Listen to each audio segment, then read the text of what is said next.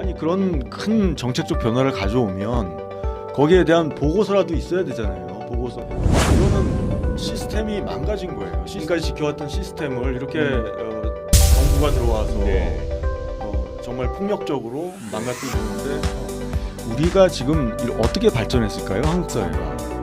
모든 개발경제학자들이 한국이 왜 발전을 했느냐.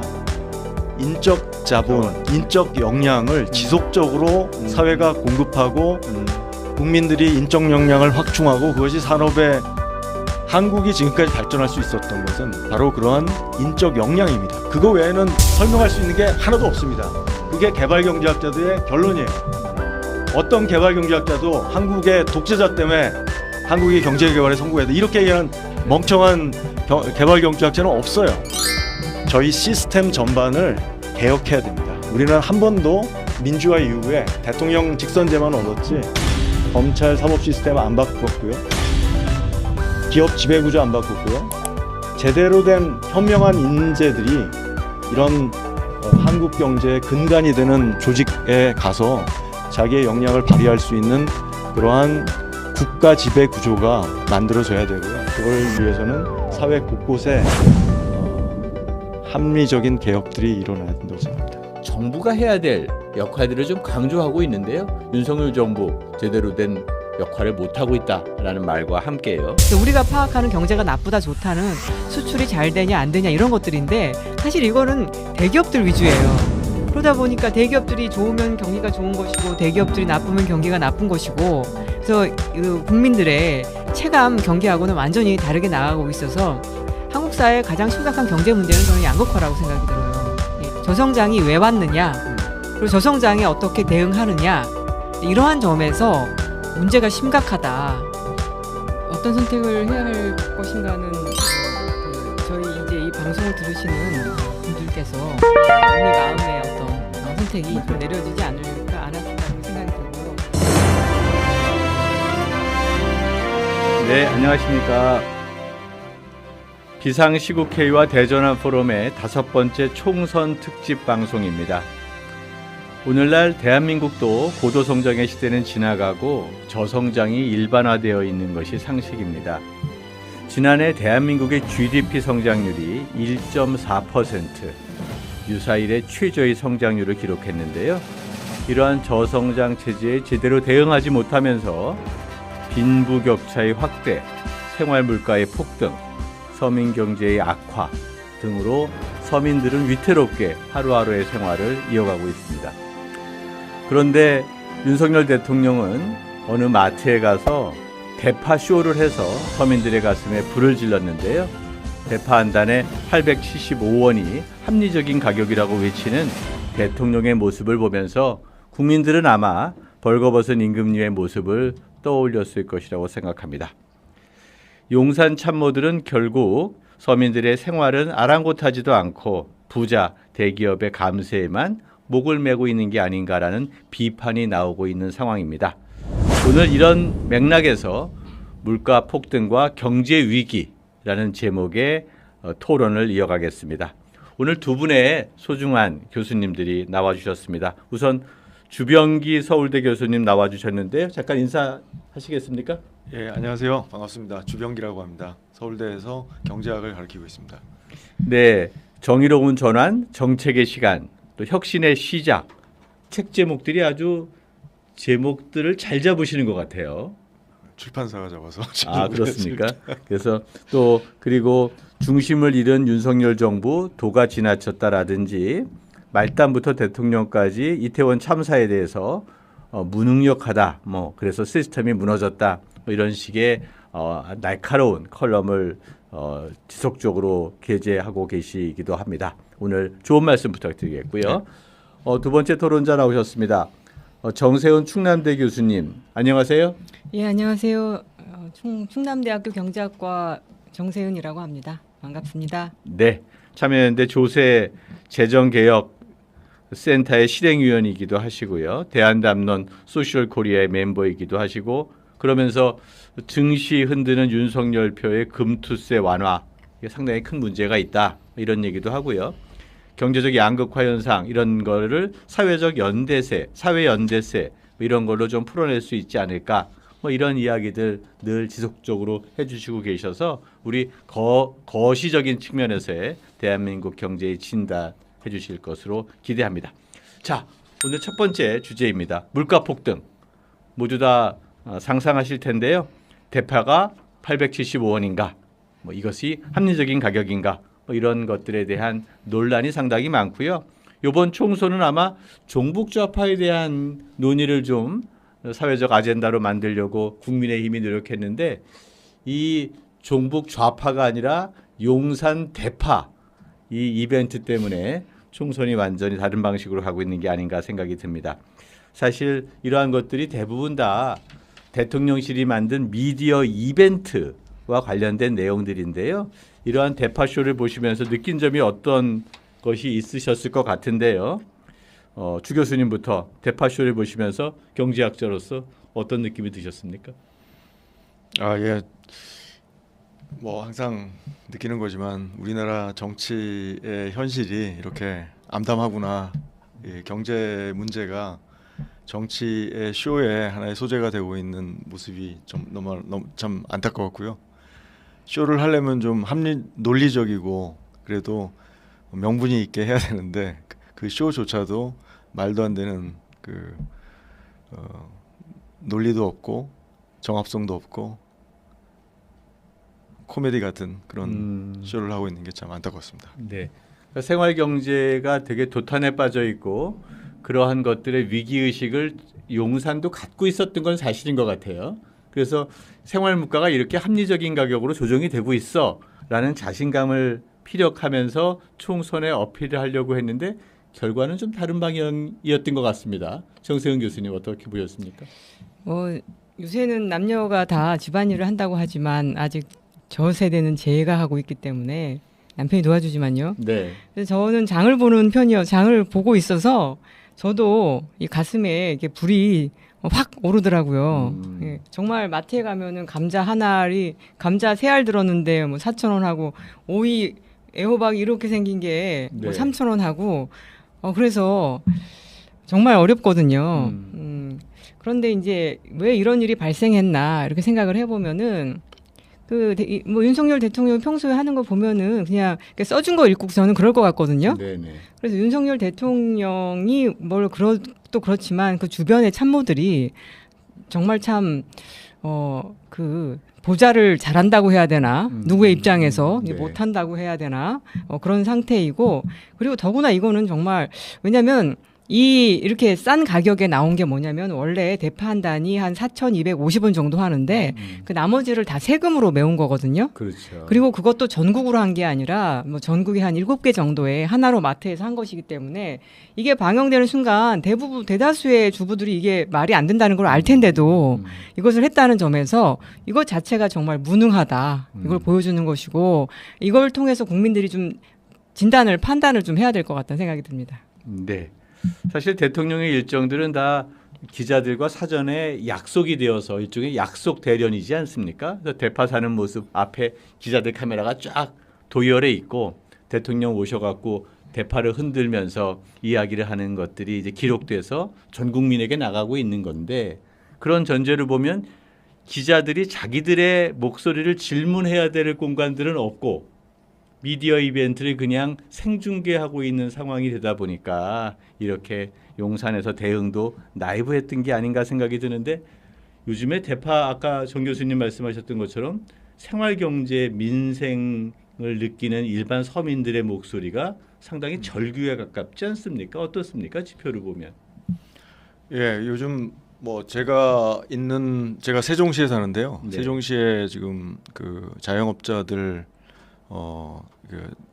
이제 폐업을 하는 그 빈도가 제가 코로나를 겪을 때보다 훨씬 지금 더 심각하다는 느낌이고 제가 통계를 보고 말씀드리는 건 아닌데 제가 느끼는 것만 말씀드리는 네네. 겁니다. 지금 뭐 공실률도 코로나 때보다 더 심한 것을 느끼고 있고요. 네. 예, 물가가 사실 이렇게 올라가는 것은 어느 정도 예측된 거거든요. 예를 들어서 뭐 사과값이 갑자기 올랐다. 그거는 작년 초부터 어느 정도 네. 예측이 된 거였고 어느 정도 이 상황을 이 작황 상황을 잘 따라가면은 이 우리나라 시스템이 이런 상승에 대해서 어떻게 대비해야 될까에 대한 준비가 되는 것이 정상이죠. 근데 지금 그 시스템이 작동하지 않는 것 같아요. 그렇죠. 국가 시스템의 문제를 말씀하셨는데 사실 경제학이라는 게 경세재민이라는 말의 어떤 이런 축약어라고도 할 수 있는데요. 경세라는 게 세계를 잘 경영하고 해서 국민들에게 좀 여러 가지로 좀 혜택을 주자 뭐 이런 뜻이라고 할 수 있는데 경제학자로서 윤석열 정부의 경제 정책 한마디로 어떻게 보십니까? 이거 한마디로 한다면 민생 홀대, 민생 네. 파탄 네. 뭐 이렇게 얘기할 수 있겠는데요. 이번에 이 대파쇼가 대파쇼가 나온 것은 맥락을 보면은 윤석열 정부는 집권 이후부터 계속해서 몇 차례 민생 대책 이런 것들을 해왔습니다. 그런데 이제 민생 대책의 내용을 들여다보면은 수출 대기업 지원이지 진짜 민생 대책이 없었어요. 네. 수출 대기업을 그러니까 논리는 그거예요. 수출 대기업을 지원해주면 고용이 있잖아요. 투자 늘고 고용이 느니까 결국에는 모든 국민이 좋을 것이다. 그런 논리였는데 이른바 낙수 효과라는 그렇죠. 거죠. 네. 그러니까 당장 생활 물가가 너무 올라서 그리고 자영업자들이 그 매출이 안 올라서 거의 근데 자영업자들이 폐업하기도 어렵거든요. 왜냐하면 폐업을 하는 순간에 그 빚을 다 갚아야 되기 때문에 그 폐업을 하지도 못해요. 그런 상황에서 정부가 이제 기대를 하는데 나오는 민생 대책이라고 하는 거는 계속해서 수출이 잘 되면 근데 그래서 이제 수출이 최근에 조금 살아나고 있잖아요. 네. 그러다 보니까 사람들이 그러니까 정부에서는 자 뭐 이렇게 효과가 나타난다 이렇게 말을 하려고 하는 듯 하지만 실제로 대다수의 국민들은 이 민생이 좋아진다는 것을 전혀 못 느끼고 있는 그런 상태입니다. 네. 민생 파탄인데 결국은 계속 대기업 퍼주기 정책만 하고 있다라고 보는데요.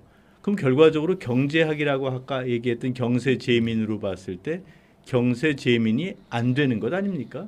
그렇게 되면 이거는 경제학적인 정책적인 논리가 완전히 어긋난다고 봐야 되는 거 아닙니까?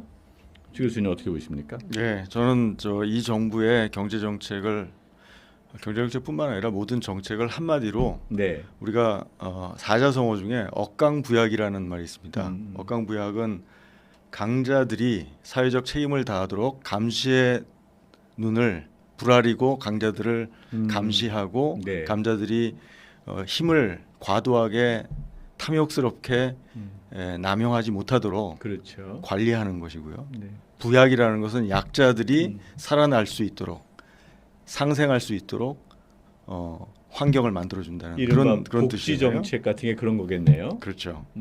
교육도 있고 뭐 네네. 건강, 보건, 의료 다 약자들이 인적 자본, 인적 역량을 강화할 수 있는 기반을 만들어주는 건데 저는 이 정부가 그 반대로 가는 것 같아요. 그래서 네. 부강, 억약, 강자들은 마음대로 횡포를 부릴 수 있도록 시장의 자율에 맡기고 여기서 시장은 정글과 같은 시장이죠. 네. 바람직한 자본주의가 아니고 정글과 그렇죠. 같은 자본주의. 그리고 억약, 약자들은 힘으로 제압한다. 저는 그렇게 보고 있습니다. 근데 사실 국가의 역할, 정책의 역할이라는 것은 그냥 기업들 마음대로 기업하게 해라라는 게 아니라 그 속에서 발생하는 노동자의 여러 가지 문제나 또는 취약계층의 어떤 복지 문제나 이런 것들을 신경 쓰라고 국가가 만들어진 거 아닙니까? 그래서 경제학이 만들어진 거 아닙니까? 경제학의 출발이 그러니까 사실은 경제학자들이 크게 이제 두 그룹으로 나뉘어져 있거든요. 그래서 한쪽은 시장에 맡겨야 된다. 그리고 한쪽은 이제 국가에 맡겨야 된다. 그렇지만 현실의 자본주의, 실제 자본주의를 보면은 이게 이거다 저거다 딱 두 개로 나눠지는 게 아니고 네. 예, 적절하게 이렇게 이제 균형이 되는 것인데 우리는 과도하게 이 시장에 너무 많은 그 힘이 주어지고, 근데 그 시장이라고 하는 것이 이 평등한 시장이 아니고 이 쏠려 있는 시장이잖아요. 그렇죠. 대기업이 많은 자원을 일단 보유하고 있고, 그래서 출발부터 구도 자체가 이게 평등하지 않은 그런 시장이기 때문에 그래서 정부가 이걸 그대로 내버려 두는 것이 문제이고, 이거를 교정해야지 전체 국민에게 바람직한 결과가 올 텐데, 지금 현 정부는 잘못 생각하고 있습니다. 잘못 생각하고 있어서 정부가 일을 안 할수록, 근데 그게 아무것도 안 하는 게 아니라 이제 그것이 힘을 가진 사람한테 더 힘을 실어주는, 그래서 시장 구조 자체가 이제 운동장에 이렇게 기울어지는 그렇죠. 그런 결과를 야기하고 있는 그런 상태죠. 그러니까 국가가 기존에 기울어진 운동장을 보완해서 균형을 잡아줘야 되는 역할을 해야 되는데, 그런 역할을 오히려 못하고 더 기울어지게 한다고 그렇게 볼 수도 있는 건가요? 예. 아까 주병기 교수님께서 말씀하신 거하고 비슷한 그런 얘기입니다. 그렇죠. 그래서 사실은 공공기 인상, 공공요금의 인상 같은 것들도 조금 유보하고, 또 사회적 약자층들에 대한 이런 지원 같은 것들을 강화해서 기울어진 운동장에서 민생들을 조금 보정하려고 하는 게 다양한 국가 정책들인데요. 최근 들어서 전기료가 9.5%, 수소료가 10%, 도시가스 5.5%, 뭐 과일 채소값은 이루 말할 것도 없고 사과 한 상자가 95,000원, 뭐 이런 얘기들 하고 있지 않습니까? 이런 것들 전체가 다 경제적으로 민생을 좀 중점으로 한다면 좀 적극적인 정책을 써야 되는 거 아닙니까? 어떻습니까? 예, 그러니까 우크라이나 전쟁 일어나고 전 세계적으로 원자재 가격 상승하고 네. 그 가스 가격 상승하고 그러면서 모든 선진국에서 이 물가 상승 문제가 상당히 심각한 문제였어요. 그래서 이제 대부분의 선진국들은 요금이 인상되는 것과 동시에 그 요금 인상으로부터 서민들이 피해를 받지 않도록 네. 정부가 그 요금 인상의 상당 부분을 보완해주는, 네. 보조해준다든지 네. 아니면 감면해주는 그런 정책들을 써왔죠. 그러니까 요금 인상이 상당히 진행되면서도 정부 재정은 더 많이 지원을 해서 그 요금 인상의 피해를 충격을 완화시켜주는 역할을 정부가 적극적으로 했었죠. 근데 우리나라는 요금이 인상되어야 할 시점에서 요금을 인상하지 않고 요금을 억눌러 놓고, 그러니까 언젠가는 그 요금은 인상될 수밖에 없거든요. 요금이 인상될 시점에 이제 그 좀 뭔가 질서 있는 요금 인상과 서민 생활 보호를 보호 대책을 마련하지 않으면 안 되는 것인데, 그런 것들을 하나도 안 하다가 최근에 갑자기 요금이 급격하게 올라가니까, 그리고 거기에 대한 서민 생계 대책은 제대로 나와 있지 않은 상태에서, 그러니까 서민들이 충격을 받을 수밖에 없죠. 피해를 받을 수밖에 없죠. 사실 코로나19에도 국가에서 적극적인 재정을 통해서 지원했던 이유가, 그러지 않으면 소상공인들이 다 몰락할 것들, 이런 것들을 전제로 해서 적극적인 지원을 했는데, 지금은 이러한 여러 가지 생활 물가들이 올라가는데 거기에 가장 나약한 게 일반 서민들 아니겠습니까? 그런 면에서 좀 적극적인 정책이 필요하다고 하는데, 물가 폭등 좀 대책이 있는 겁니까? 어떻습니까? 물가 폭등 중에서 사실은 누가 지금 정책을 결정하든지 어쩔 수 없는 면도 있습니다. 그 해외 원자재 가격이 상승하는 것이나 그리고 국내 농산물 가격이 상승하는 것은 기후가 안 좋았고 하는 면이 있거든요. 그래서 누가 갑자기 정권이 바뀐다고 해서 그런 대외적인 요인 이런 것들을 어떻게 할 수는 없거든요. 그렇죠. 그래서 대응을 어떻게 하느냐 이런 문제인데, 그 농산물 같은 경우에는 그 농산물 유통구조의 개혁에 대한 목소리가 높아요. 지금 농산물 시장이 한 50% 정도를 결정을 하는데, 거기가 이제 법인 체제로 되어 있어서 이제 우리로 치면 어떻게 다른 시장하고 비교해 보면 상당히 이제 독점적인 그런 상태여서, 우리가 이 산지에서는 농부들이 뭐 많이 벌지 못한다라고 하는데 도시에서는 너무 비싸잖아요. 그렇죠. 이게 유통구조 개혁이라고 하는 구조적인 개혁이 들어가야 되는데, 근데 그것은 없이 몇 개 대파 뭐 이런 눈에 보이는 몇 개를 가지고서 정부가 하려고 하니까 이건 말이 안 되고, 또 하나는 그렇게 가격이 일반적으로 오르면 국가가 재정을 동원해서 가계 소득을 보완을 해줘야 되거든요. 그렇죠. 근데 이제 저는 이거를 왜 못하냐? 이거는 이 현 정부의 그 첫 번째 그 경제부총리였던 기재부 장관이었던 추경호 장관이 이전에 문재인 정부 때 국회의원이었거든요. 그때 국회의원 때 문재인 정부가 코로나 대응을 위해서 여러 가지 이렇게 돈을 썼을 때 네. 그것 때문에 국가 부채가 늘어나서 나라가 망한다 이렇게 막 비난을 막 했었단 말이에요. 그리고 그때 재정 준칙 도입해서 GDP 대비 45% 이상 국가 부채 늘리지 말아야 된다 이랬거든요. 그래서 본인이 경제부총리가 됐는데 사실은 해야 되거든요. 그런데 본인이 그때 그렇게 말도 해놨고. 야당 국회의원으로 했던 말을 장관 시절에 지켰군요. 그런 것이죠. 그렇죠. 이건 본인이 신념도 있었던 것 같지만 또 그렇게 했기 때문에 할 수도 없고, 지금 아마 물을 떠놓고 어떤 기적이 일어나서 이 문제가 다 풀리기를 바라지 않을까 그런 생각이 드는데 그렇게 이 문제가 풀릴 일은 아니고, 그렇죠. 민생이 너무 어렵기 때문에 재정을 동원해서. 근데 또 하나는 감세를 세게 하니까 그렇죠. 현 정부가 이제 딜레마에 빠진 거라고 저는 생각을 해요. 예, 심각한 딜레마에 네, 빠져 그 있는 한 거죠. 가지만 네. 추가하면은 그러니까 우리가 수치로 보는 물가 상승률은요. 우리나라가 사실 다른 선진국에 비해서 그렇게 높지는 않아요. 수치로 예. 보는 거는. 네, 예. 근데 제가 이제 좀 강조하고 싶은 거는 이 다른 선진국들은 이 물가는 올라갔지만 그 물가 상승에 물가 상승의 피해가 이 서민 생활에 직접적으로 과도하게 가지 않도록 정부가 재정을 통해서 많은 지원을 했다는 것이죠. 그렇죠. 그러니까 사람들이 체감하는 물가 상승은 우리보다 적었을 것이라는 겁니다. 근데 우리는 정부가 서민 생활 대책이라든지 이 물가 상승 때문에 발생하는 서민의 고충들을 막아줄 수 있는 정부의 적극적 역할은 하지 않고 오히려 그 반대되는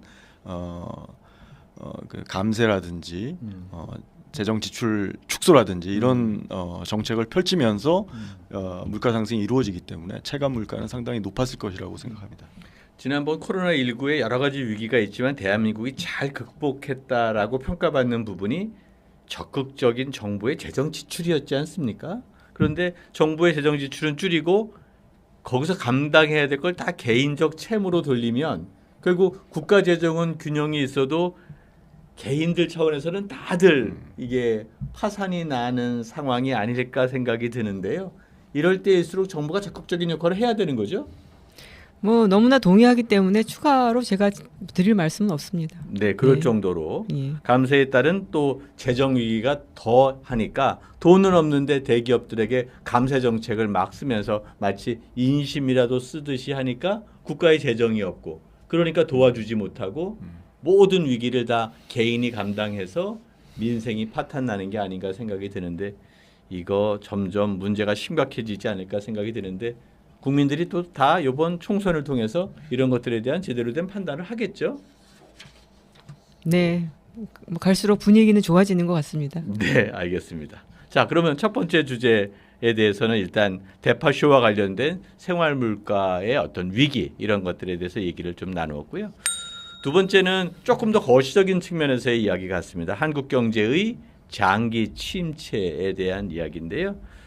국제 경제 전체가 저성장 기조이고 한국 경제도 상당히 성장 이후에 저성장 체제가 기본이 되어진 것이 아닌가라고 생각이 듭니다. 그래서 요즘에는 저성장을 넘어서 초저성장이라고 얘기를 하는데 그 상태에서 부채는 누적돼 있고 금리는 높아지고 있고 그래서 사실 GDP 성장률은 1.4%고 물가 상승률은 3.6%. 이런 것들이 상당히 심각할 것 같은데요.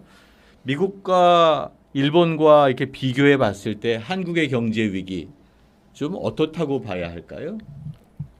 경제 성장률 수치로 본다면 작년에 2023년에 한국 우리의 경제 성장률 수치가 제일 낮았거든요.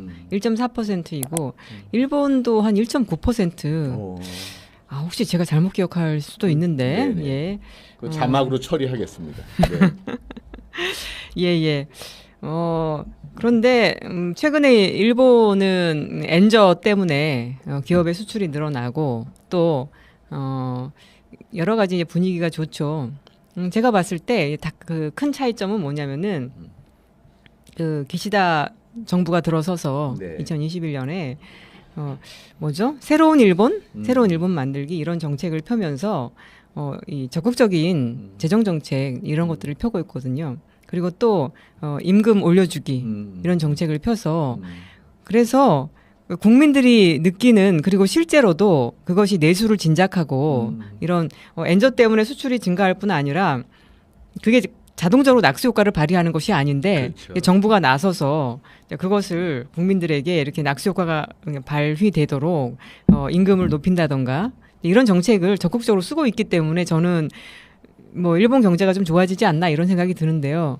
우리가 뭐 한 해 두 해로 이 좋아진다 나빠진다 이것을 판단하기는 어렵다고 생각이 들지만 그래서 좀 더 들여다봐야 되고 미국 같은 경우에는 달러를 가지고 있기 때문에 달러를 마구 찍어내면서 사실은 경기를 부양하고 있는 거거든요. 기축통화국이라는 장점 때문에. 예. 그래서 우리와 또 미국은 이렇게 직접 비교할 수는 없지만 그럼에도 미국도 재정 정책을 좀 열심히 쓰고 있어요.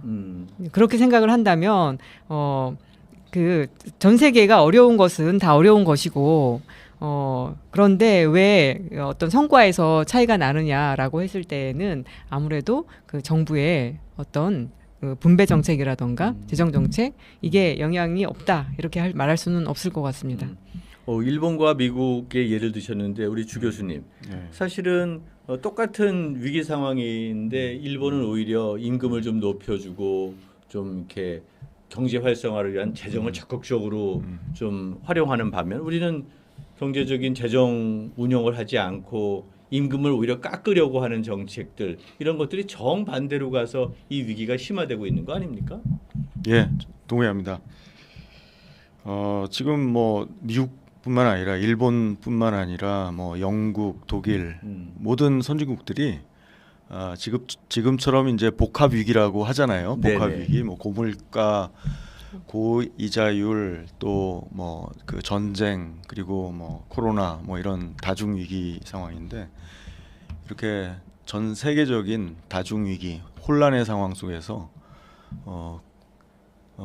이 민생이 불안할 수밖에 없거든요. 경제도 불확실성이 커지는 거고요. 그럴 때일수록 서민들, 그 취약계층의 이 취약계층을 보호하는 의무를 정부가 다 해야 되는 거죠. 그게 정부가 해야 할 역할이에요.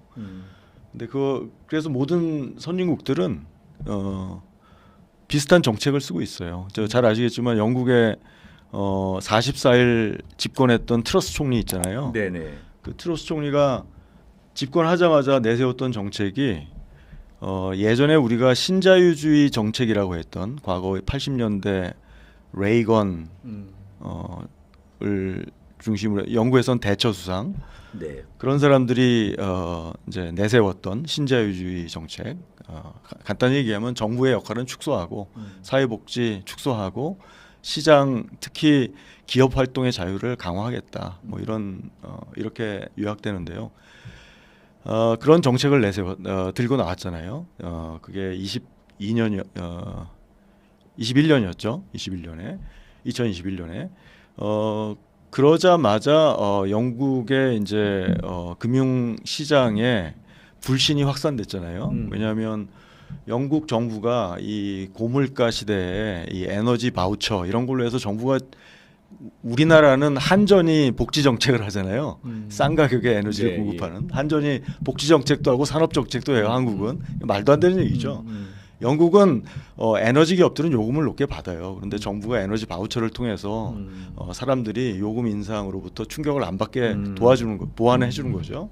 그래서 금융시장에서 영국 정부가 쓸 돈은 많은데 갑자기 신자유주의 정책과 감세 정책으로 나오니까 그러면 정부의 재정이 고갈되고 그렇게 되면 채권 시장에 뭐 영국 국채에 대한 불신이 조장되고 그렇게 되면 이제 영국 채권 시장 전반적으로 이 불신이 확대되고 그러다 보면 금융 위기로 갈 수밖에 없는 거죠. 그래서 총리가 조기 낙마를 했다. 그래서 44일 만에 낙마했죠. 그리고 리시 수낙 총리라고 이란계 영국인 총리가 들어서서 지금 조금 전에 말씀하셨던 일본이나 미국과 같은 재정을 확대해서 서민 생활을 안정되게 만들고 동시에 산업 정책도 에너지 전환 여러 가지 정부의 산업 정책에서 역할이 커지고 있는 상황이기 때문에 그것도 대위하고 증세도 세원도 확충하고 그렇게 정책을 펼쳤던 거죠.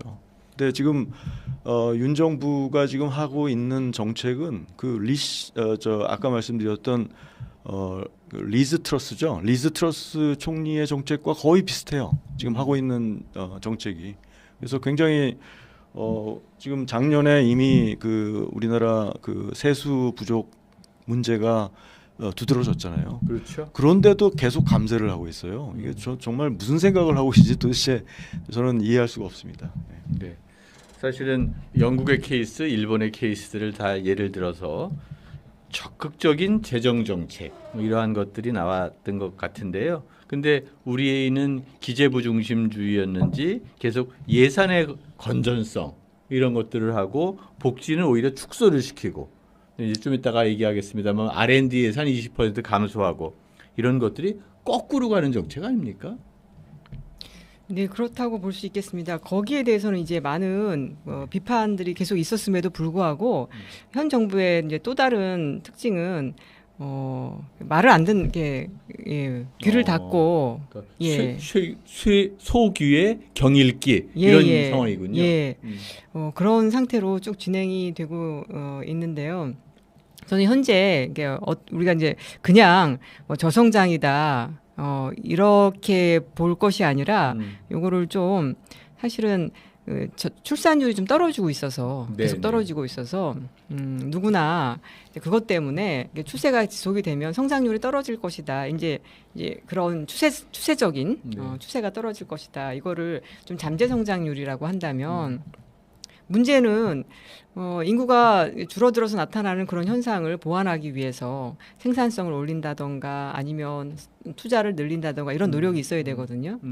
근데 잠재 성장률도 이렇게 떨어지는데 현실의 성장률은 이거보다 더 떨어지고 있는 게 우리가 해야 될 거는 잠재도 올리려고 이게 노력을 해야 되는데 이 잠재도 발휘하지 못할 정도로 지금 상황이 되게 안 좋다는 거거든요. 그러면 이게 벌써 현 정부가 그 집권한 지 이제 3년 차 들어가는 2022년이니까 2024년. 그러면 저는 그동안 이렇게 3년 그동안 해왔고 그것이 효과가 없었다라고 하면 이제는 좀 방향도 좀 전환하고 해야 될 것인데 전혀 그런 것이 없고 아까 이제 주변 교수님 말씀하셨던 것처럼 그 영국의 사례나 일본의 사례나 계속해서 듣고 보고 하는 것이고 그렇죠. 그럴 거거든요. 근데 그것이 전혀 반영이 되고 있지 않아서 앞으로도 저는 그럴 것 같아서 좀 우려스러운 그런 상황이고 그리고 지금이 한국 경제의 어떤 그 골든 타임이라고 생각을 그렇죠. 한다면 이 5년을 잃어버리게 되면 향후에 다시 전환할 수 있는 그런 계기마저 우리가 잃어버리고 어떤 뭐 도약할 수 있는 뭐 발판이 있어야 되는 건데 이 발판이 없을 정도로 지금 현 정부가 하고 있는 여러 가지 감세 정책을 보면은 정말 나라 곳간의 밑에 어마어마한 구멍을 뚫은 그런 상태거든요. 그래서 요 몇 년 사이에 그것이 다 뚫려가지고 이렇게 기반이 사라지게 되면은 저는 이 발판을 딛고 도약을 해야 되는 그런 어려운 과제를 앞에 두고 있는데 그것 자체가 어려울 것 같아서 단순히 올해 성장률, 작년의 성장률, 올해 성장률이 떨어졌다 그것뿐만 아니라 근본 어떤 민생 파탄이 아니라 국가 파탄의 위기다 이렇게 말씀하시는 거네요. 예, 뭐. 저는 이제 조금 다른 관점에서 이제 지금 말씀하신 말씀을 좀 보완드리면 일단 제가 먼저 말씀드리는 건 지금 정부는 재정 건전성 강조하잖아요. 네. 그런데 정책은 반대로 가는 정책들이 많이 있어요. 예를 들어서 세수 확충과 재정 건전성을 강조한다면 회수를 확정하려고 해야죠. 그렇죠. 근데 세수 확충을 안 하려고 그래요. 그러니까 자기 정책의 내적 정합성이 없는 거예요. 논리적으로 스스로도 정당화하기 힘든 정책을 지금 펼치고 있는 거라서 과거에 박근혜 정부 때 안종범 수석이었나요? 안종범 수석 같은 경우는 물론 거기 그분도 재정 건전성 강조하시는 분이지만 세수확충에 노력했거든요. 네. 그래서 세제 개편도 그때 했었잖아요. 그래서 그때 이제 세수가 더 세원이 더 확대되는 그런 이제 효과가 있었었는데 지금 정부는 이게 보수가 스스로 내적 정합성이 있는 논리적인 정책을 그렇죠. 가지고서 국민을 설득해야 되는데 그런 게 안 되는 것 같고요. 지금 사회자님께서 말씀하셨듯이 지금 저는 이제 아까 정 교수님이 말씀하실 때 지금 아까 표현이 어떻게 표현하셨는지 제가 기억 안 나는데 저는 지금 세계사적으로 네. 저는 지금이 분기점이라고 생각합니다. 네네. 지금 분기점이라고 생각합니다. 뭐 기술의 측면에 있어서나 국제 질서에 있어서나 그죠? 이 힘의 질서, 국제적인 힘의 질서, 그리고 기술의 변화, 그리고 이 인류의 어떤 에너지원의 근본적인 변화가 지금 있어야 되는 게 또 에너지 전환이잖아요. 그러니까 어떻게 보면 자본주의의 운영 방식 자체가 과거와는 다른 방식으로 가야만 되는 역사의 분기점이라고 생각해요. 역사의 분기점에서 정부의 정책은 50년, 100년을 결정합니다. 아. 그래서 저는 지금 경제 정책이 과거와 다르게 과거에는 뭐 주로 한국은 1년, 2년만 보고 하는 경우가 많은데 길게 보면 한 5년 보는 것 같아요. 네. 지금은 정부가 어떻게 하느냐가 1년, 2년, 5년이 아니고 50년, 100년을 결정한다고 생각합니다. 그래서 정말 지금 국제 질서 속에서 우리가 어떤 중심을 잡아야 될지에 대한 치밀한 고민과 치밀한 논쟁과 치밀한 어떤 작전을 세우지 않으면 50년, 100년 뒤처질 수 있는 그런 시점이라고 생각합니다.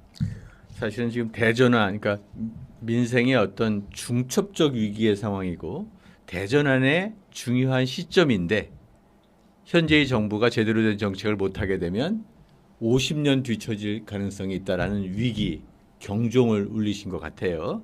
그런데 대전환 포럼의 여론조사 결과에 의하면 전문가들이 윤석열 정부를 어떻게 평가했냐면 무능력, 무개념, 무책임, 그리고 또 무대뽀라는 걸로 개념 정의를 했는데 이걸로 미루어 보면 앞으로도 굳이 이렇게 예산을 강화시켜서 예산의 건전성을 하면서도 계속적으로 감세하는 이런 일들이 어쩌면 자가당착인데요. 이런 게 지속되지 않을까 생각들이 들어요. 이제 총선이니까 제대로 평가하면 좀 변화가 있을 수 있을까요? 이게 총선에서 좀 새로운 변화의 채찍을 내면 정부가 좀 바뀔 수 있는 겁니까? 어떻습니까? 현 정부로서는 저는 좀 어렵지 않을까 예, 그런 생각을 하고요. 그래서 바꿔야 되는 거죠. 아, 이 시스템 자체의 변화가 필요하다. 그냥 경고 사인만 가지고는 안 된다. 뭐 이런 것. 퇴장을 해야 되는 건가요? 글쎄요, 저는 그 마음 같아서는 정말 통째로 좀 갈았으면 좋겠습니다. 그런데 좀 말을 좀 들었으면 좋겠어요. 네네, 이 상황을 국민들이. 이 전 세계적인 어떤 다른 나라가 하는 다른 나라 정책을 보면서 좀 따라하기라도 좀 잘했으면 좋겠고요. 지금 같은 이런 무슨 어떻게 보면 정말 허무맹랑한 이념의 어떤 뭐라고 해야 되나 이념의 구호를 가지고서 네네. 그리고 허무맹랑한 어떤 목적. 나는 이 정부가 어떤 목적과 어떤 지향점으로 한국 사회를 이끌어 가려는지에 대한 그 방향을 알 수가 없어요. 네네. 그러니까 예를 들어서 뭐 미국과의 관계 개선이라든지 아니면 자유의 확산, 무슨 뭐 전 세계의 자유 확산에 한국이 앞장서서 전 세계의 뭐 자유민주주의 확산에 그렇죠. 나서야 예, 된다라는 이런 구호가 어떻게 나올 수 있는 건지. 제정신인 네. 정부가 이런 예. 구호를 가지고서 국가를 이끌어갈 수 있는지 난 참 이해할 수 없고요. 설사 이런 구호를 내세우더라도 이거를 명분으로 해서 자기 실리를 챙길 수는 있거든요. 그렇죠, 그 그렇죠. 실리를 챙기는 정책의 내용이 있어야 되는데 그게 안 보여요. 그러니까 지금 한국 사회를 이끌어가는 방향이 보이지 않습니다. 그게 사실은 가장 큰 문제인 것 같아요. 윤석열 정부에서 해외 순방 많이 하셨던 것 같아요. 뭐 중국만 빼고 전 세계 거의들 많이들 다녀온 것 같은데 이 외교라는 게 사실은 우리의 어떤 통상 정책과 긴밀하게 상호 작용을 하면서 통상을 확대하는 방향으로 가야 하는데 아니 그냥 해외 순방은 순방대로 하시고 이 미일 편중 외교라는 게 수출 주도형 경제 정책을 가져야만 하는 우리나라로서는 되게 이게 심각한 문제의 소지가 될 수 있는 것 아닙니까? 스스로 시장을 좁히는 결과를 초래할 수 있다고 보는데 어떻게 보세요? 네, 이것도 좀 큰 틀에서 봐야 되는데요. 아까 네. 주병기 교수님께서 우리 대전환기에 있다 그렇게 네네. 말씀하셨는데 세계 무역 체제 자체도 지금 대전환기에 놓여 있는 상태인데요. 우리가 고도 성장을 했고 외환 위기에서도 빨리 벗어날 수 있었던 것은 수출이 수출 주도도 분명히 역할을 했는데 그게 역할을 할 수 있었던 것이 이제 세계화 무역이 이제 커지고 네. 우리가 국제 분업 관계를 잘 이용했고 이런 것이 있는데요. 그것이 이제 2015년부터 2008년 국제 금융 위기 있고 나서 그 이후에 13년, 14년, 2015년 이런 무렵이 되면은 미중 갈등이 시작이 되면서 이 세계화가 무역이 이렇게 세계 무역이 증가하다가 이렇게 정체하게 되거든요. 사실 그때부터 한국 경제가 대외적으로 좀 어려움을 겪기 시작해요. 그래서 박근혜 정부 2년차, 3년차에 박근혜 정부 여의도 연구소에서 나왔던 그런 뭐 비밀스러운 보고서에 지금 경제 정말 심각한 위기다. 그래서 그때 부동산 경기를 세게 부양하려고 이제 그렇게도 나갔었던 거거든요. 그래서 그 문재인 정부 집권 초기에 2017년, 2016년에 경제 지표를 보면 되게 안 좋아요. 그래서 문재인 정부 그 집권 초기에 야 이렇게 안 좋은 경제를 어떻게 하지라고 해서 그런 맥락하에서 우리가 신북방 정책, 신남방 정책이 들어온 거거든요. 아, 그러니까 더 많은 시장의 확대라는 측면을 위해서 통상 정책, 외교 정책까지 바꾸어 간 거네요. 그렇죠. 그러니까 이미 2015년 그 즈음이 되면은 미중 갈등이 좀 이제 표면화되고 그렇죠. 그리고 유럽은 재정 위기에 빠져서 헤어나오지 못하고 더 이상 좋은 시장이 아닌 게 돼버린 그렇죠. 거죠. 그러니까 그 전에 한국이 고도 성장할 때에 기대해 왔던 그런 큰 시장들이 이제 기대하기가 어렵게 된 상황이어서 그래서 이제 문재인 정부 때에 신북방, 신남방 정책을 폈어요. 그게 단순히 외교적인 게 아니라 되게 실리적인 거였거든요. 그렇죠, 그렇죠. 이제 그런데 이제 그렇기 때문에 우리가 계속해서 이게 이념이 아니라 이제 실리적으로 두루두루 잘 지내고 그렇죠. 예 어느 한편에 이렇게 쏠리거나 하지 말고 그리고 인도나 새롭게 이제 성장하는 그런 시장에 이제 올인을 해야 되는데 현 정부 들어와서는 그 지난 또 몇 년간 그렇게 노력했던 것이 또 다 물거품이 되는 거죠. 예.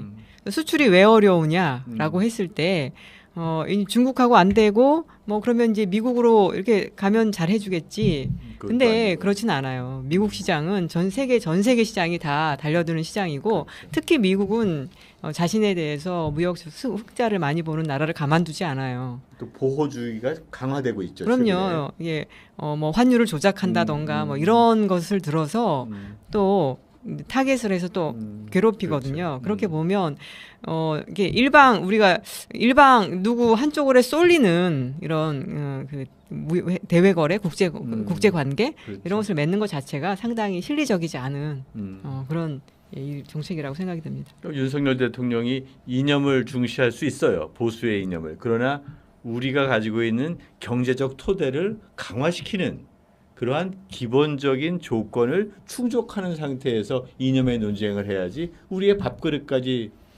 발로 찰 수는 없는 것 아닌가 생각이 들어서요. 좀 변화가 있어야 된다라는 생각이 들고요. 또 하나 이제 이어지는 게 아까 과학기술계 예산 삭감 20% 때문에 요번에 카이스트 물리학과 21학번 그러니까 3학년이 되겠나요?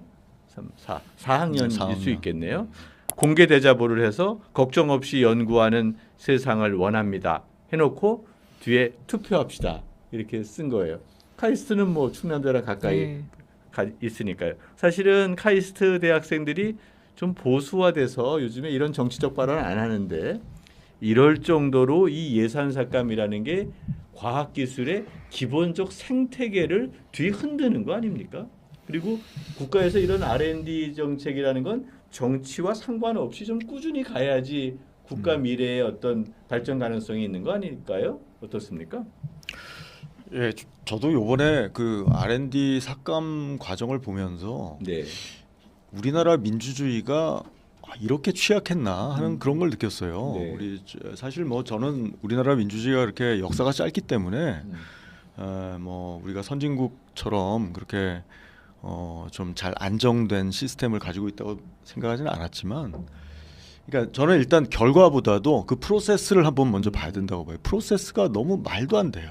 프로세스가 아니 그런 큰 정책적 변화를 가져오면 거기에 대한 보고서라도 있어야 되잖아요. 보고서 이게 그래서 그리고 또 뭘 어떻게 개선해야 되고 뭐가 문제였고 네. 이런 뭐 문서화된 그게 그 있어야죠. 근거들이 있어야 되잖아요. 네. 그런 게 하나도 없잖아요. 하나도 없는데 이 어마어마한 정책적 변화를 만들었잖아요. 네. 이거는 시스템이 망가진 거예요. 시스템이 없는 것 같아요. 없는 것 같고 저는 뭐 사실 뭐 관료들도 좀 원망스러워요. 관료들도 이렇게 시스템이 망가지는데 그렇게 아무도 그 언론이나 뭐 공개적으로 이걸 비판하는 사람들이 없잖아요. 그렇죠. 관료들이 자기가 지금까지 지켜왔던 시스템을 이렇게 정부가 들어와서 네. 정말 폭력적으로 네. 망가뜨리는데 쥐죽은 듯이 조용하잖아요. 쥐죽은 듯이. 정말 이건 저는 관료 사회의 양심도 없어진 것 같아요. 잘 없어진 것 같고 사실은 그래서 차관들 3명이 다 바뀌는 일이 벌어지잖아요. 그런데 그게 문책성 인사인데 아니 그 책임을 져야 될 사람은 대통령이고 용산인데 왜 책임을 그쪽에서 져야 되는가 생각이 들고, 사실 저는 그 3명의 차관, 아까 주 교수님 말씀하셨던 것처럼 우리 차관이라고 그러면 사실 행정의 최고의 부서의 장 아니겠어요?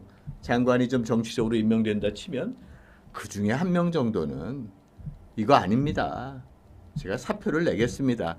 라고 스스로 사표를 내도 시원치 않은 상황이었는데 이런 일들이 벌어지는 게 우리 사실은 교수들부터 시작해서 좀 우리 문화를 좀 바꿔야 되는 게 아닌가 생각이 들고요. 또 하나 같은 맥락에서 그날 카이스트의 입틀막 사건이 있었죠. 카이스트 졸업식. 그래서 아니 가운을 입고 있는 졸업생이 이야기를 하다가 끌려나가는데 거기 강당에 있는 사람들이 아무도 동조해서 문제 제기를 안 하는 게 우리가 언제 이렇게 침묵하는 사회가 됐나? 그리고 고급 관료나 교수들은 왜 이렇게 침묵하나? 이런 생각이 들어요. 어떠세요? 뭐 동의를 하고요. 그러니까 이 R&D 정책이라고 하는 것이 어떤 R&D를 해야 되냐? 그렇죠. 예. 그다음에 어디에 투자가 되었냐? 그것 자체가 좀 약간 민주적으로 그렇죠.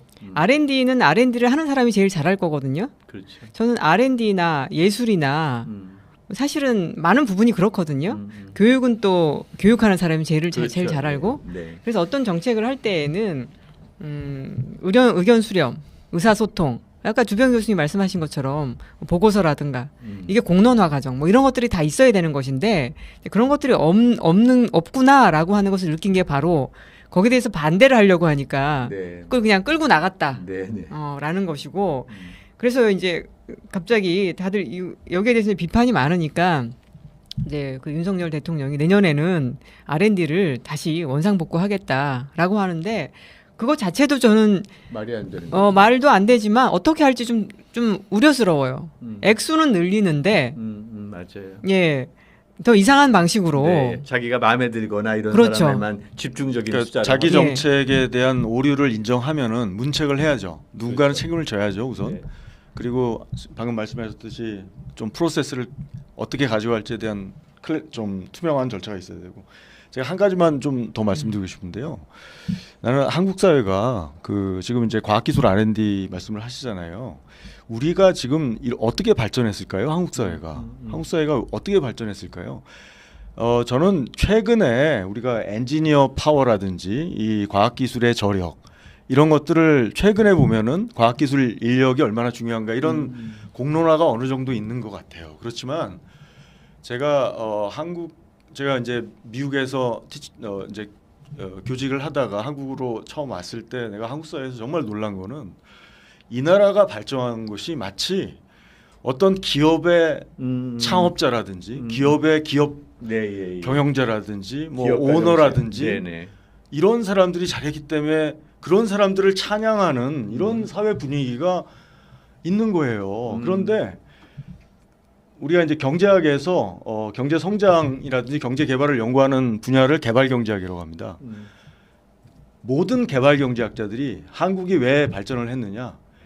인적 자본, 인적 역량을 지속적으로 사회가 공급하고 국민들이 인적 역량을 확충하고 그것이 산업에 보급이 되고 거기에서 과학기술 인재는 말할 것도 없죠. 저희 70년대, 80년대 그렇죠. 과학기술 강국을 만들기 위한 얼마나 전 국민적인 투자가 있었습니까? 네. 공부 잘하는 학생들이 전부 다 전자공학과, 물리학과 네네. 가고요. 한국이 지금까지 발전할 수 있었던 것은 바로 그러한 인적 역량입니다. 그거 외에는 설명할 수 있는 게 하나도 없습니다. 그게 개발 경제학자들의 결론이에요. 어떤 개발 경제학자도 한국의 독재자 때문에 한국이 경제 개발에 성공했다 이렇게 얘기하는 멍청한 개발 경제학자는 없어요.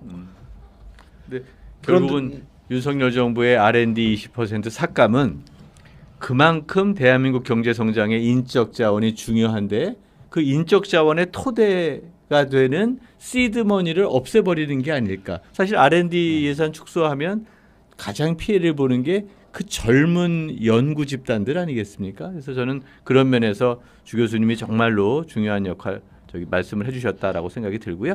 자, 여기서 이제 마지막 주제입니다. 저희가 간단하게 가야 될 텐데요. 경제 양극화와 서민 경제 악화, 결국 이제 민생 파탄을 얘기해야 되는데요. 사실은 윤석열 정부가 일방적으로 대기업의 세금 감면 조치를 적극적으로 취하고 있고, 그런데 그에 따라서 나름대로 서민들도 정책적인 지원을 받아서 양극화가 덜 된다면 문제가 없는데 결국은 낙수 효과는 없고 복지는 축소되고 그러다 보니까 양극화가 심화된다. 이거는 사회적으로 여러 가지 지니 계수 등 다양한 계수 지표에서 인덱스가 나오는 거죠. 어떻습니까? 사실 그 지니 계수는 잘 변동하진 않아요. 네. 예.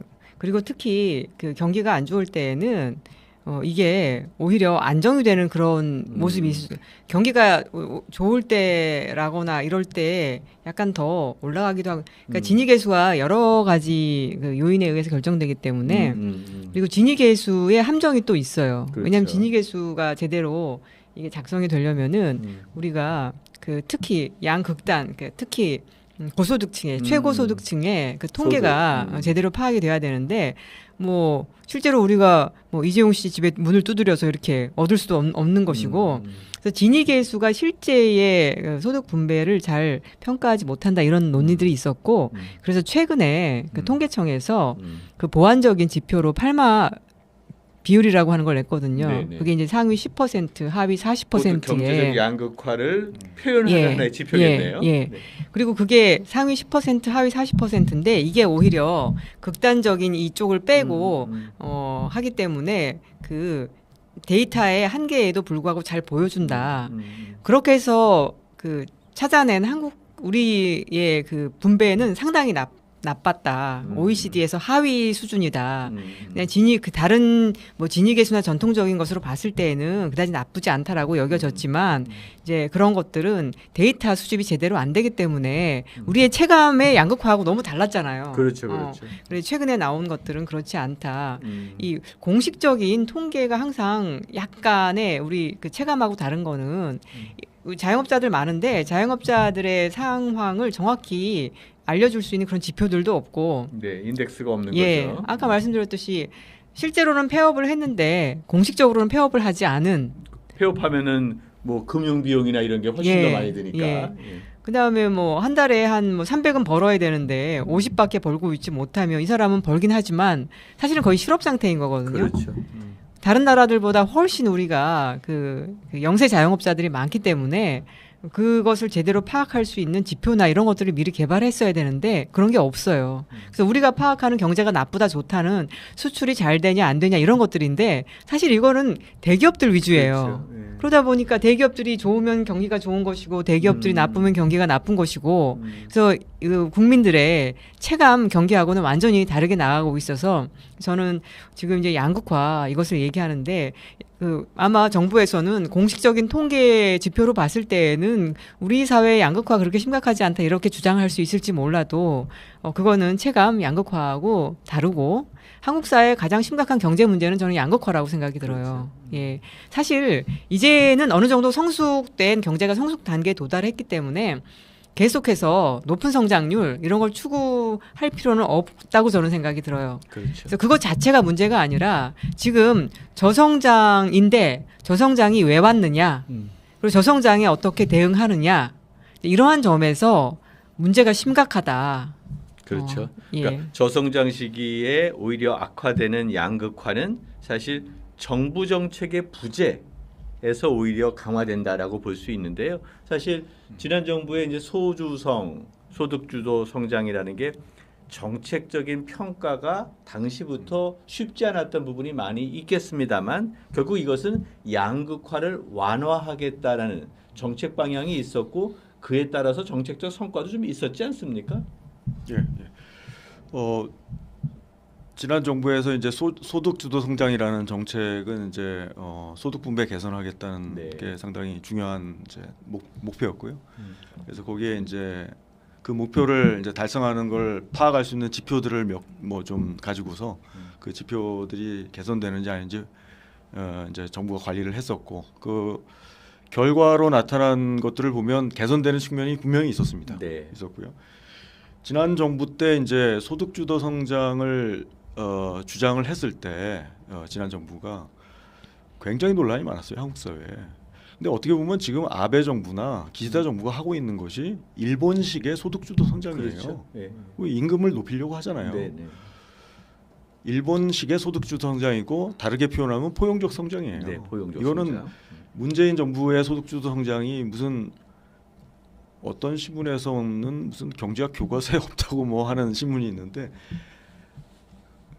아마 그 신문 기사를 쓴 분은 아마 국제기구가 지난 20년 동안 발표한 리포트를 전혀 보지 않은 사람인 것 같아요. OECD나 월드뱅크에서 지난 20년 동안 포용적 성장을 그렇게 주장해 왔었는데 그 한국적인 포용적 성장이죠. 그래서 이제 양극화나 이런 그러니까 지금 말씀하셨던 이제 지니 계수 같은 경우에는 이제 아까 정 교수님 말씀하셨듯이 그 개선 여부를 판단하기가 쉽지 않습니다. 지니 계수로 개선이 이루어지는 것은 상당히 더디고요. 그 변화가 그렇게 쉽게 일어나지 않습니다. 그 지수 자체의 특성도 있고요. 그리고 우리나라나 다른 여러 나라들의 가구 구성도 많이 다릅니다. 그러니까 1인 가구 비중이 얼마나 되느냐 그거에 따라서 상당히 영향을 받을 수 있고 그 나라의 문화에도 영향을 받을 수 있고 우리나라 같은 경우는 못 사는 사람들이 모든 가족 구성원이 같이 나가서 돈 벌거든요. 그렇죠. 그런 게 이제 우리의 컬처이기 때문에 그런 것들이 이제 양극화는 심한데 가구 소득 진위는 낮춰주는 그런 역할을 할 수 있어요. 그럼에도 불구하고 우리가 가구 소득 진위 가처분 소득 진위로 보면 우리나라가 낮은 나라는 절대 아니에요. 평균 이상이에요. 평균 이상이고 우리가 그만큼 보통 양극화가 심하다는 말씀이신 그렇죠. 거죠. 네. 그리고 이제 우리가 가구 소득 진위에 그러니까 가처분 소득으로 할 것이냐 시장 소득으로 할 것이냐에 따라서 진위 계수가 달라집니다.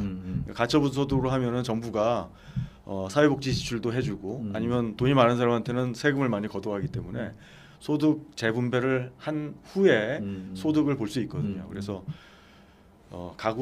가처분 소득 진위와 시장 소득 진위의 차이를 얼마나 이 불평등과 줄어드는가를 우리가 OECD에서는 정부의 재분배 기능이라고 정의를 해요. 그 정부의 재분배 기능은 한국이 제일 낮아요. OECD 국가 중에서 그러니까. 최하위 2등이나 3등 정도 할 거예요. 그걸 보면은 우리나라 정부가 얼마나 제 역할을 가구 소득을 진위 불평등을 주기 위해서 제 역할을 못하는 걸 알 수 있고요.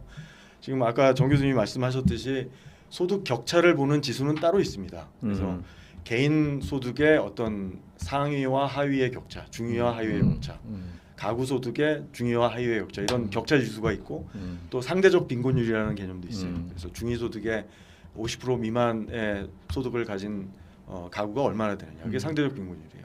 이런 개념들이 격차 개념인데 이걸 저는 양극화 지수라고도 말해도 된다고 생각합니다. 그런데 이 양극화 지수, 격차 지수로 우리나라의 지표들을 추적해 보면은 지난 20년 동안 OECD에서 최상위였어요. 지난 20년 동안 지속적으로 OECD의 멕시코 같은 나라, 굉장히 격차가 양극화가 심한 차이가 강한 그런 나라와 비슷한 수준이었어요. 이 임금 격차라든지 이 양극화 지수, 상대적 빈곤율. 지난 소득주도 선장이 추진되면서 저도 사실 좀 놀란 지표가 있는데 저임금 근로자 비율이라는 지표가 있어요. 저임금 근로자 비율. 그러니까 중위 임금의 저임금 근로자 데피니션 3분의 2 미만일 거예요. 저 정확한 데피니션을 기억이 안 나는데 3분의 2 미만일 것 같은데 그 저임금 근로자 비율이 그게 눈에 띄게 이것도 OECD에서 한국이 최상위였어요. 최상위권이었어요. 1위는 아닌데 멕시코도 있고 최상위 국가도 있고 그게 2등 3등 하는 그런 나라였어요. 우리나라가 20년 동안. 그게 지난 한 2018년부터 많이 떨어졌어요. 그래서 그게 한 5등 상위에서 5등, 6등 이렇게 떨어졌어요. 그래서 그런 지표의 개선이 있었는데 작년에 올라갔습니다. 그래서 저는 이게 정부가 이런 지속적으로 양극화를 줄이기 위한 정부의 재정을 통한 노력도 해야 되고요. 근데 더 중요한 거는 시장을 바꿔야 돼요. 그렇죠. 근데 시장을 바꿀 때 재정이 마중물이 될 수 있다고 생각합니다. 정부가 어떤 일정 기간 동안 마중물을 좀 부어주면 시장이 바뀔 수 있다고 생각합니다. 그게 바뀌어야만 양극화가 해결될 것 같습니다. 네, 아주 중요한 말씀을 해주셨는데요. 양극화의 문제, 거기에는 열쇠를 정부가 가지고 있다. 정부의 재정적인 역할을 강화해서 일본처럼 또는 영국처럼 그러한 역할들을 제대로 할 때 문제가 되는데 해결할 수 있는데 정부가 해야 할 일을 하지 않고 정부는 방관하고 기업에게 세금 깎아주고 일반 국민들의 복지를 혜택을 없애주게 되면 양극화는 강화되고 서민 경제는 더욱 파탄나는 게 아닐까 이제 이런 정도의 생각을 하게 됐습니다. 자, 오늘 경제 파탄에 대한 이야기들을 쭉 하고 있는데요. 이제 마무리할 시간이 된 것 같습니다. 이제까지 정부가 해야 될 역할들을 좀 강조하고 있는데요. 윤석열 정부 제대로 된 역할을 못하고 있다라는 말과 함께요. 이번 총선 앞두고 어떤 선택을 해야 할지 먼저 정 교수님부터 한번 말씀해 주시죠. 어떤 선택을 해야 할 것인가는 저희 이제 이 방송을 들으시는 분들께서 이미 마음의 어떤 선택이 좀 내려지지 않았을까 그런 생각이 들고요.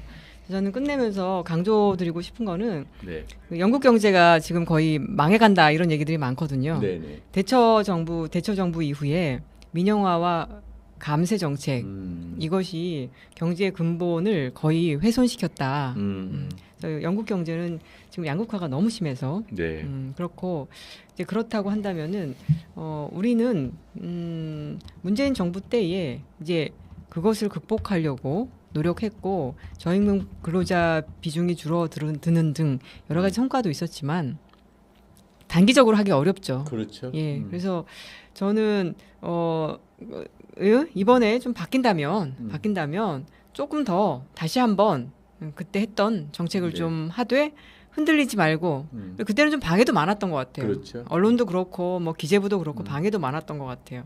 그래서 이번에는 다시금 좀 뭔가 흔들리지 않는 조금 더 개혁적인 그런 정책을 펼칠 수 있는 그런 전환이 좀 이루어졌으면 좋겠다 생각이 듭니다. 그러니까 정부의 담당자들이 사실 언론에서 한 줄 나고 비판하게 되면 흔들리거든요. 주저하거든요. 그러면 지속하지 못하고 대전환을 할 때는 좀 뚝심 있게 가야 되는데 그런 것들이 부족하지 않았나 싶습니다. 주 교수님 마무리 발언 한번 해주시죠. 벌써 1시간이 지났군요. 네네. 죄송합니다. 제가 시간을 너무 많이 쓴 것 같아요. 아닙니다. 저는 정말 어떤 사회가 발전하려면 그 사회를 구성하는 개개인들이 정말 합리적으로 생각해야 된다고 생각해요. 정말 네. 지금 이제 우리나라가 2010년부터요 성장률 경제 성장률의 변화가 질적인 변화가 있었어요. 2010년도 이전과 이후. 2010년도 이후부터 성장률이 감소하는 원인은 우리가 경제학자들이 총 요소 생산성이 하락하기 때문이라고 해요. 그 이전과 2010년 이전과 이후 총 요소 생산성의 변화가 뚜렷하게 나타나요. 뚜렷하게. 이게 어려운 말인데 간단하게 얘기하면 요소라는 거는 노동도 있고 자본도 있잖아요. 이런 토지도 있고 이런 모든 요소들이 단위당 얼마나 많은 GDP를 만들어내는가 그거를 총요소 생산성이라고 우리가 말하는데 얼마나 많이 생산하는데 기여를 하는가 이 투입되는 노동 자본이 그게 현저하게 낮아졌어요. 현저하게 낮아졌는데 그것은 왜 그렇게 됐느냐 그것은 우리나라 기업들이 제대로 자원을 효율적으로 배분하지 못하기 때문이에요.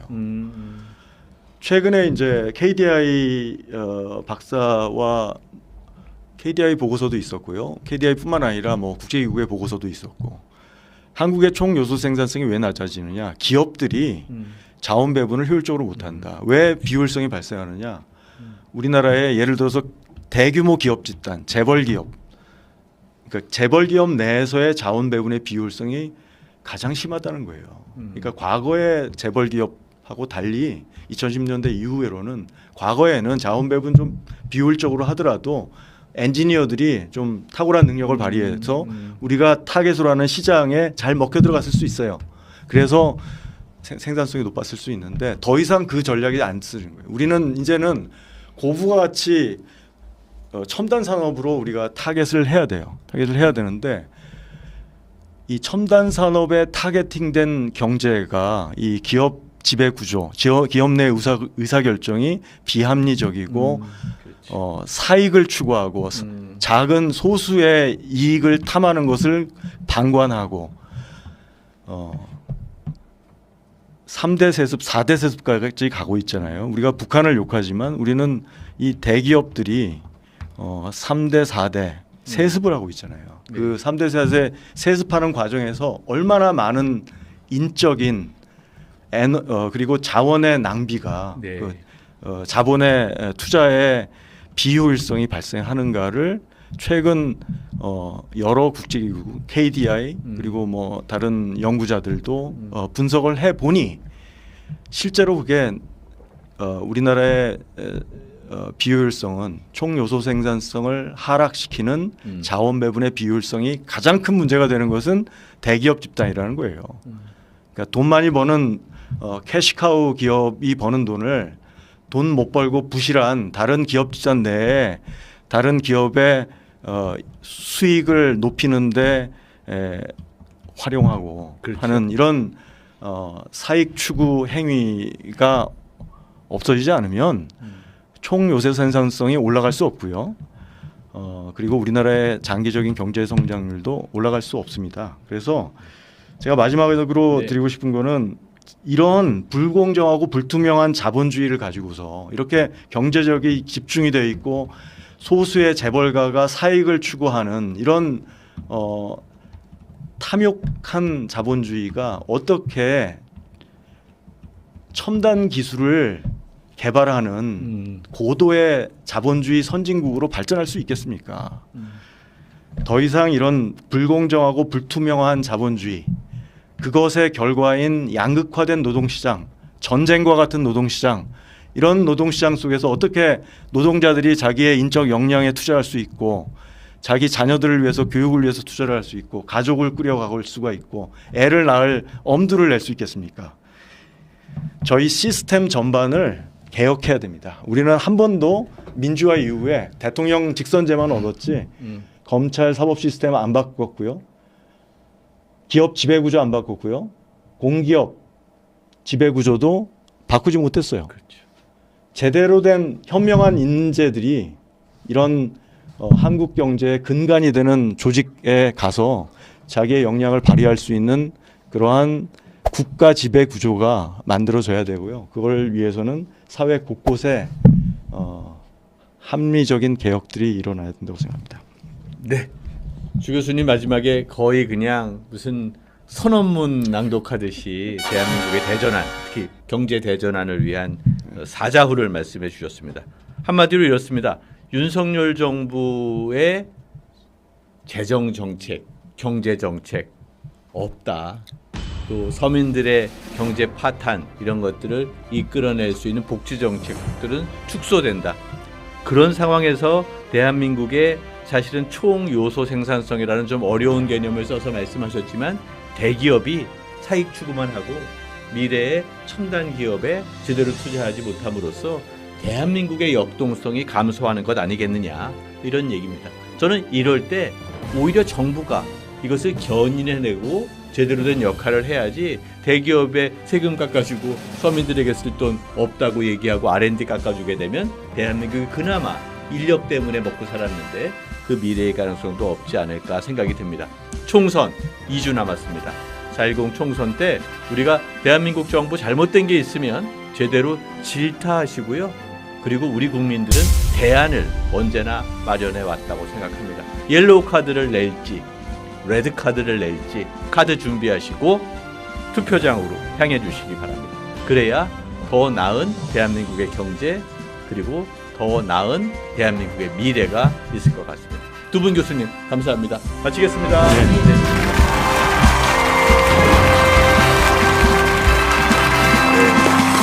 오늘 이건 교수님 거 딱 짤로 모아가지고 딱 내면은 아주 기가 막히게. 중간에 너무 흥분을 아니. 내가 참 얘기를 하다 보니까 참 어리고.